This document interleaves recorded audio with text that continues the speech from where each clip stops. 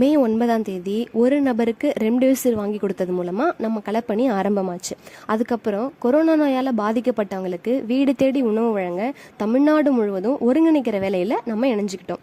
ஒரு நாளைக்கு 300க்கு மேலே கால் வர ஆரம்பிச்சது. அப்போது ஒரு நபரால் கால்ஸை ஹேண்டில் பண்ண முடியல. அப்போ தான் யூடியூப்பில் தமிழ்நாடு நீட்ஸ் யுவர் ஹெல்ப்னு வீடியோ போட்டோம். 700 பேர் ரெஜிஸ்டர் பண்ணி 200க்கு மேலே தமிழ்நாடு முழுக்க 6 கிளஸ்டராக பிரிஞ்சு டே அண்ட் நைட் ஷிஃப்டில் ஒர்க் பண்ணோம். முதல்ல நம்ம பார்த்தது உணவு. கோவிட்னால பாதிக்கப்பட்டவங்களுக்கும் ஊரடங்குனால பாதிக்கப்பட்டவங்களுக்கும் கிட்டத்தட்ட 4766 பேருக்கு நம்மளால உணவு வழங்க முடிஞ்சது. அடுத்தது மருத்துவம். ஒருத்தருக்கு பாசிட்டிவ் வந்தால் ஹாஸ்பிட்டல் போகணும், அதுக்கு பெட் அவைலபிலிட்டி தெரியணும். அப்போது பெட் அவைலபிலிட்டி செக் பண்ணி அட்மிஷன் வாங்கி கொடுத்தோம். அப்புறம் போக ஆம்புலன்ஸ் வேணும், ஆம்புலன்ஸ் இல்லாதப்போ ஆக்சிஜன் ஆட்டோ அரேஞ்ச் பண்ணி கொடுத்தோம். வீட்டில் இருக்க பேஷண்ட்டுக்கு ஆக்சிஜன் சிலிண்டர் அரேஞ்ச் பண்ணோம். வீட்டில் இருக்க பேஷண்ட்டுக்கு டாக்டர் கவுன்சிலிங் தேவைப்பட்டுச்சு, அதை ஏற்படுத்தி கொடுத்தோம்.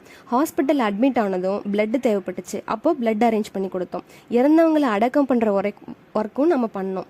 ஊரடங்குனால பாதிக்கப்பட்ட குடும்பத்துக்கு ரேஷன் கார்டு இல்லாதவங்க, வறுமை முதுமை தனிமையால் பாதிக்கப்பட்டவங்க, பார்வையற்றவங்க, மாற்றுத்திறனாளின்னு சொல்லி 516 குடும்பத்துக்கு 800 ரூபாய் மதிப்புள்ள மளிகை பொருட்களை நம்ம வாங்கி கொடுத்தோம். இப்படி தாய்ப்பால் முதல் தகனம் வரை நம்மளோட உதவி கோவிட் டைமில் இருந்தது. நம்ம எடுத்த சின்ன முயற்சி தான் இன்னைக்கு 6623 பேருக்கு நம்மளால உதவ முடிஞ்சது. ஏன்னா ஈகை ரொம்ப ஈஸி இல்லையா? ஈகை செய்வோம், இன்பமாக இருப்போம். நன்றி. வாழ்க.